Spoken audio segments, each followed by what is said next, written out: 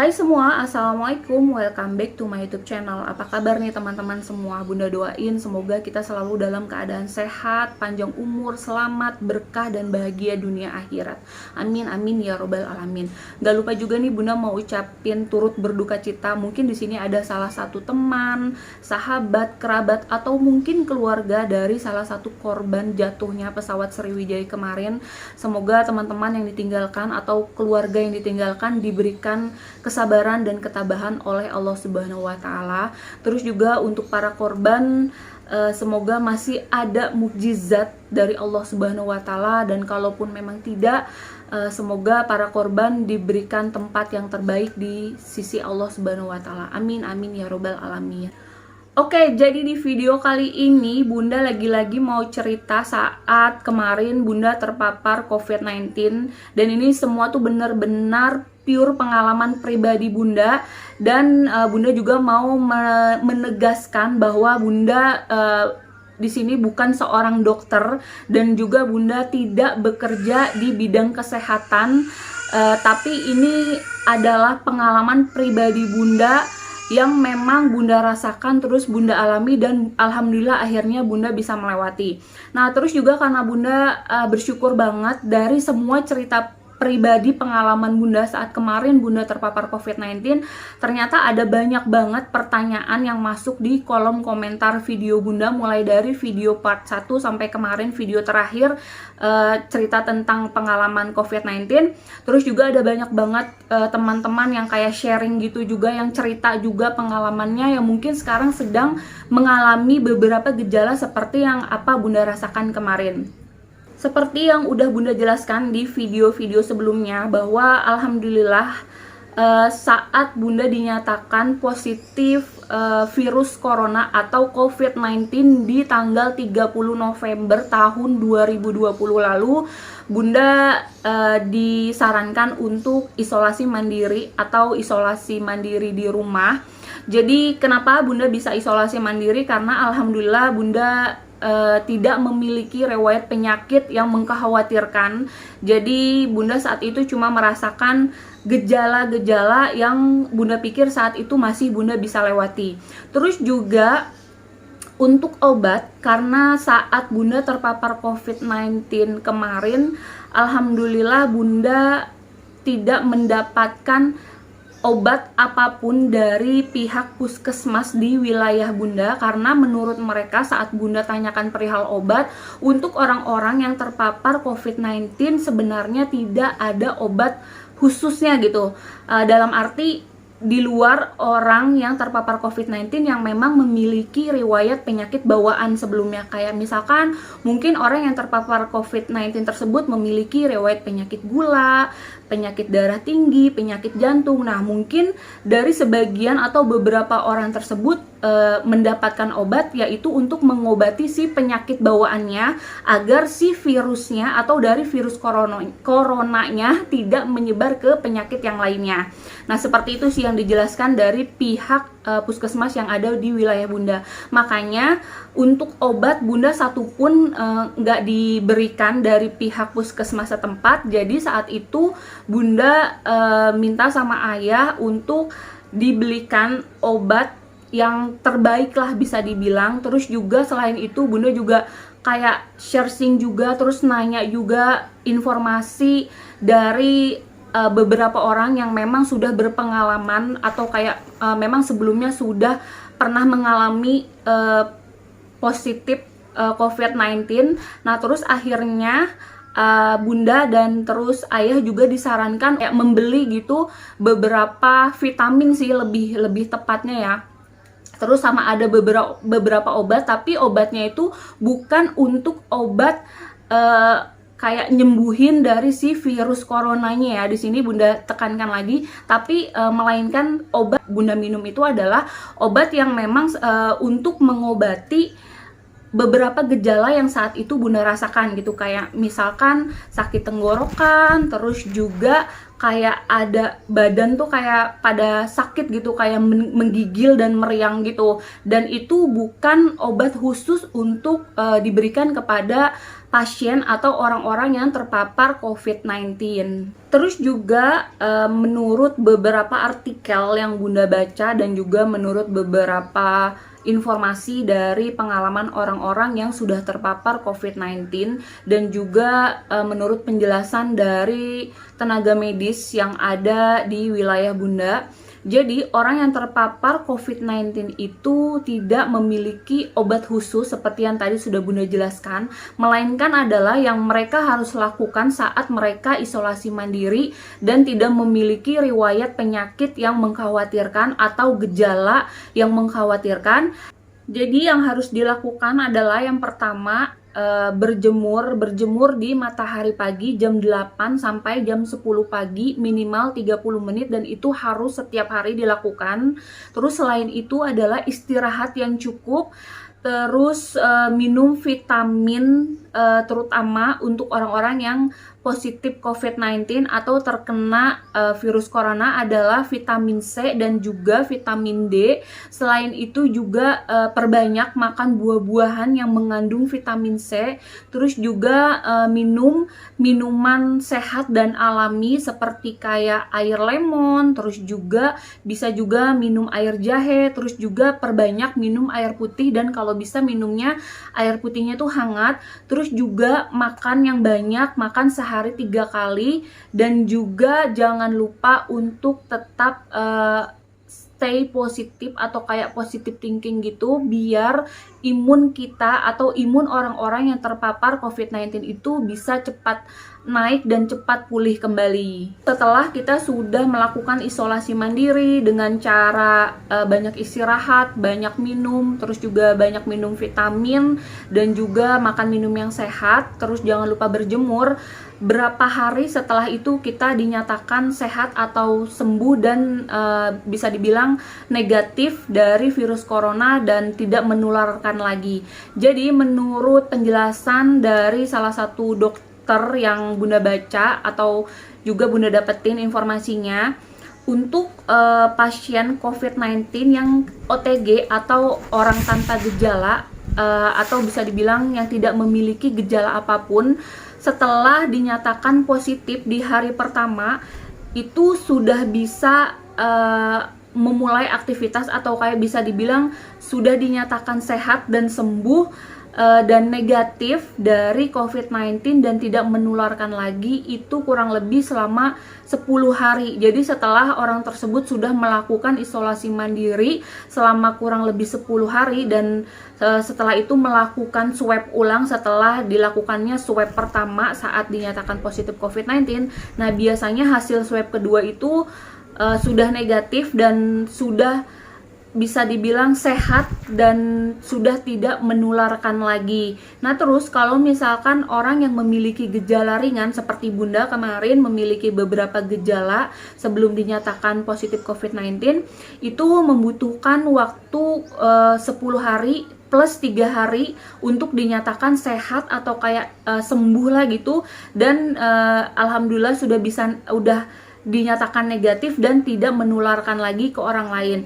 Jadi kemarin Bunda alhamdulillah dinyatakan positif itu di tanggal 30 November tahun 2020. Terus mulai dari tanggal 30 November Bunda sudah melakukan isolasi mandiri yang benar-benar Bunda sendiri di dalam satu ruangan dan saat itu Bunda isolasi mandiri kurang lebih sampai di tanggal 8 Desember. Pas di tanggal 8 Desember tahun 2020 Bunda melakukan swab ulang atau swab yang kedua kali dan alhamdulillah di tanggal 12 Desembernya hasil swab ulang atau swab kedua Bunda sudah keluar dan alhamdulillah Bunda sudah dinyatakan negatif. Nah, saat itu juga lah gitu, alhamdulillah Bunda sudah dinyatakan sehat dan udah kayak aman gitulah, udah tidak menularkan lagi ke orang lain atau orang di sekitar Bunda. Tapi semua kembali lagi kepada imun atau daya tahan tubuh seseorang ya. Jadi kesimpulannya adalah ini berdasarkan pengalaman Bunda pribadi dan juga teman Bunda yang kebetulan kita sama-sama terpapar COVID-19 dan kita tuh selalu update keadaan kita setiap harinya.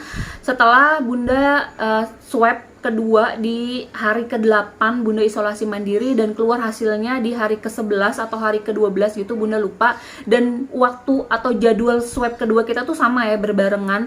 Cuma alhamdulillah hasil swab kedua Bunda udah negatif, tapi temen Bunda yang OTG ini malah masih positif. Setelah Bunda tanya, kok bisa gitu, kenapa, apa pola makannya gitu, kayak jam istirahatnya yang kurang, ternyata benar. Jadi saat teman Bunda ini terpapar COVID-19, bisa dibilang nggak mau makan, terus juga jam istirahatnya kurang, waktu tidurnya kurang, jadi nggak benar-benar dipakai secara maksimal gitu loh waktu isolasi mandirinya untuk benar-benar istirahat. Nah mungkin itu salah satu penyebabnya ya. Jadi menurut Bunda, setelah Bunda melewati dan menjalani semuanya, dan ini benar-benar pure pengalaman pribadi Bunda, sebenarnya tidak ada obat khusus untuk mengobati dari si virus corona yang ada di dalam tubuh seseorang yang terpapar COVID-19 ya. Dan ini semua benar-benar balik lagi kepada antibodi, daya tahan tubuh, dan juga imun seseorang. Jadi kalau misalkan imun kita baik, terus juga kayak antibodi kita juga bagus, terus juga kita selalu berusaha untuk stay positif, insya Allah imun kita akan kembali pulih atau kayak kembali naik lagi. Oke, selanjutnya adalah anosmia. Jadi di sini ada banyak banget teman-teman yang mungkin sekarang sedang mengalami anosmia, sama yang seperti Bunda rasakan saat sebelum Bunda dinyatakan positif COVID-19. Dan sampai hari ini saat Bunda sudah alhamdulillah kurang lebih 1 bulan dinyatakan negatif dari COVID-19, anosmia atau indera penciuman dan perasa Bunda sepertinya yang Bunda rasakan tuh belum kembali normal seperti sebelum saat Bunda dinyatakan positif COVID-19 ya. Jadi saat itu Bunda awal mula kehilangan indera penciuman dan perasa di tanggal 10 November 2020. Cuma saat itu Bunda masih belum kayak terlalu ngeh gitu sama hilangnya indera penciuman dan perasa Bunda. Nah setelah Bunda dinyatakan positif COVID-19, barulah saat itu Bunda kayak udah mulai sadar bahwa Bunda memang udah nggak bisa ngerasain dan nggak bisa mencium apapun. Dan sampai Bunda dinyatakan negatif pun, indera penciuman dan perasa Bunda tuh masih belum kembali normal. Jadi masih yang 80% sampai 90%, dan itu pun masih kayak samar-samar gitu baunya sama rasanya gitu. Jadi kalau misalkan Bunda mau mencium sesuatu tuh harus yang benar-benar Bunda cium dulu yang lama, baru Bunda tahu gitu ini tuh bau atau wangi apa. Terus juga kayak rasa, kecuali rasa pedes, terus juga sama kayak rasa asin ya, itu bisa dengan cepatnya Bunda tahu bahwa itu rasanya tuh pedes atau asin. Tapi kalau untuk rasa yang lainnya gitu Bunda masih harus yang mengunyah gitu, atau kayak ngecap dulu yang lama, ngerasain dulu yang lama, baru Bunda tahu itu rasanya apa. Nah masih seperti itu. Nah begitupun sampai hari ini ya, setelah Bunda kehilangan indera penciuman dan perasa di awal bulan November, sampai sekarang udah di awal bulan Januari tahun 2021, kurang lebih berarti udah mau 2 bulan Bunda kehilangan indera penciuman dan perasa, dan itu belum kembali normal, dan bisa dibilang belum 100% kembali indera penciuman dan perasa Bunda tuh seperti yang dulu lagi. Jadi rasanya malah sekarang tuh aneh, sama seperti yang diceritakan sama teman-teman yang banyak banget kebetulan cerita dan juga komentar yang masuk di video, di kolom komentar video Bunda, yang bilang katanya kok saya udah bisa mencium dan merasa, tapi kok rasanya malah aneh ya. Dan itu sama seperti yang Bunda rasakan juga seperti itu.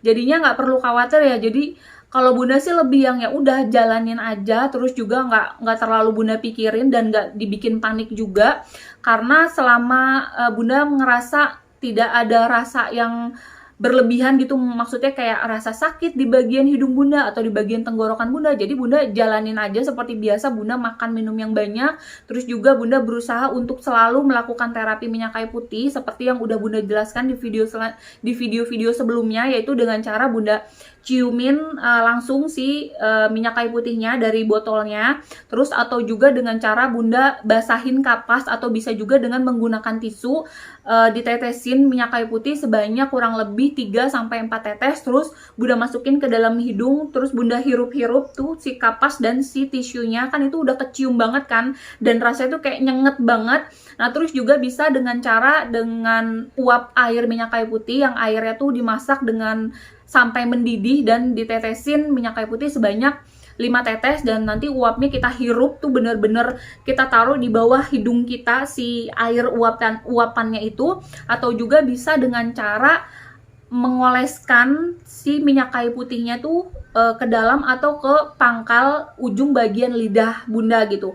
Dan sekarang karena bunda udah mulai ngerasa ya, dan itu rasanya tuh nggak enak banget sih, pahit banget, cuma itu kayak membantu aja gitu untuk merangsang indera penciuman dan perasa bunda biar cepat kembali normal dan 100% seperti sebelum saat bunda terkena anosmia atau kehilangan indera penciuman dan perasa bunda. Jadi kesimpulannya adalah menurut pengalaman, lagi-lagi ini pengalaman pribadi bunda udah melewati dan udah ngejalanin dan kayak udah ngalamin sendiri bahwa saat bunda kemarin terpapar COVID-19, terus juga bunda kehilangan indera penciuman dan perasa, bunda nggak ada obat khusus gitu yang untuk khusus mengobati si COVID-19 atau virus corona yang ada di dalam badan bunda, dan juga obat khusus untuk mengobati anosmia atau kehilangan indera penciuman dan perasa bunda. Tapi semuanya tuh bener-bener bunda lewatin atau kayak bunda laluin gitu dengan yang ya udah gitu bunda jalanin aja gitu. Bunda berusaha untuk menikmati, terus juga nggak terlalu mau bunda pikirin dan nggak mau bunda bikin panik lah gitu bisa dibilang. Terus yang terpenting adalah nomor 1, bunda tuh berusaha buat istirahat yang cukup. Walaupun sekarang alhamdulillah bunda udah mulai bekerja dan udah mulai aktivitas bunda lagi, tapi bunda nggak pernah lupa buat selalu membagi waktu gitu antara pekerjaan, terus juga antara pekerjaan di rumah, ngurus anak, dan juga untuk istirahat. Nah selain itu juga makan. Nah ini makan yang penting nih, jangan sampai telat makan. Jadi usahakan makan itu sehari 3 kali. Di luar memang kita tuh kayak suka nyemil gitu, entah itu nyemil buah atau makanan ringan. Juga jangan lupa untuk selalu minum vitamin. Usahakan minum vitamin tuh 1 hari sekali, mau itu vitamin C atau vitamin D, jadi yang sesuai sama kebutuhan masing-masing aja ya. Jadi kalau bunda tuh sekarang alhamdulillah walaupun bunda sudah negatif dari COVID-19, bunda tuh selalu rutin 1 hari sekali tuh minum vitamin, kayak minum vitamin C yang kadarnya tuh lebih rendah dari yang saat kemarin bunda minum waktu bunda terpapar COVID-19. Kan waktu bunda terpapar COVID-19 itu bunda minum vitamin C kadarnya yang 1000 mg ya, dan itu memang bisa dibilang keras banget sih, apalagi untuk orang-orang yang memiliki riwayat atau sakit mah atau lambung itu bunda saranin jangan minum yang kadarnya 1000 mg ya, jadi bisa minum yang 500 mg aja.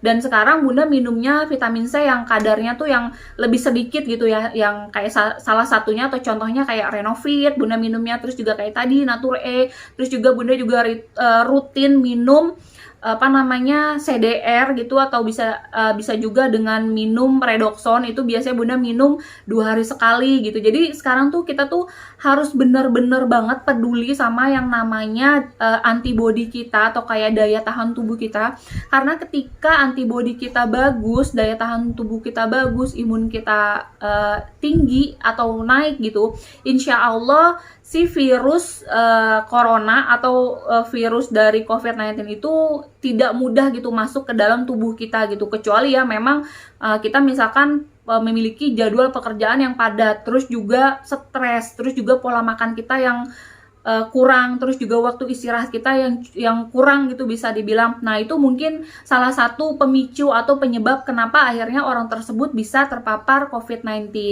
Oke, jadi itu dia cerita pengalaman pribadi bunda saat kemarin terpapar COVID-19, mulai dari gejala, terus bagaimana cara bunda menangani atau mengobatinya, yang seperti tadi sudah bunda jelaskan, bahwa saat kemarin bunda terpapar COVID-19 dan juga bunda terkena anosmia itu tidak ada obat khusus ya, yang untuk khusus mengobati si virus corona dan juga anosmianya tersebut, melainkan semuanya benar-benar bunda jalani, terus juga kayak bunda menikmati aja gitu semua rasanya. Tapi selain itu yang paling utama saat itu yang bunda lakukan untuk corona yang ada di dalam tubuh bunda itu, bunda banyak mengkonsumsi vitamin C dan juga buah-buahan yang mengandung vitamin C. Terus juga nggak lupa istirahat yang banyak dan yang pasti berjemur dan makan minum yang banyak. Terus juga kalau untuk anosmianya Bunda lebih ke banyak terapi minyak kayu putih ya, entah itu terapi bau, terus juga terapi uap dan juga kayak terapi rasa gitu yang dengan cara Bunda minum si minyak kayu putihnya dengan dicampurkan ke dalam minuman yang Bunda minum dan juga Bunda olesin di pangkal lidah Bunda atau ujung bagian lidah Bunda ini. Dan menurut Bunda itu sedikit membantu, walaupun itu sebenarnya prosesnya tuh lumayan lama ya, tapi semua balik lagi sih ke orangnya gitu, maksudnya ke masing-masing orang. Jadi nggak semuanya prosesnya tuh lama seperti Bunda ini. Jadi ada juga yang proses pemulihannya tuh cuma butuh waktu 5 hari, 3 hari atau bahkan satu minggu. Bunda tuh di sini hanya kayak memberikan gambaran gitu loh. Ini tuh pengalaman pribadi Bunda tuh seperti ini. Jadi ketika teman-teman mengalami gejala yang seperti Bunda rasakan, jadi teman-teman tuh udah bisa kayak apa ya, ada gambaran lah gitu harus berbuat apa, terus juga tahu bagaimana nanti proses pemulihannya, terus juga berapa lama pulihnya atau sembuhnya dari si anosmia dan juga orang-orang yang terpapar COVID-19. Oke, kalau begitu terima kasih udah nonton video Bunda kali ini dan udah mau dengerin cerita pengalaman pribadi Bunda saat terpapar COVID-19 kemarin lagi. Terima kasih banyak buat semua respon positif yang masuk untuk video atau kayak cerita pengalaman pribadi Bunda. Semoga video Bunda kali ini bisa bermanfaat buat semua teman-teman yang membutuhkan, khususnya kalau misalkan ada yang baik, bisa diambil baiknya, dan kalau misalkan ada yang bermanfaat, bisa diambil manfaatnya. Oke, kalau gitu terima kasih, sampai ketemu lagi ya di next video. Bye, assalamualaikum.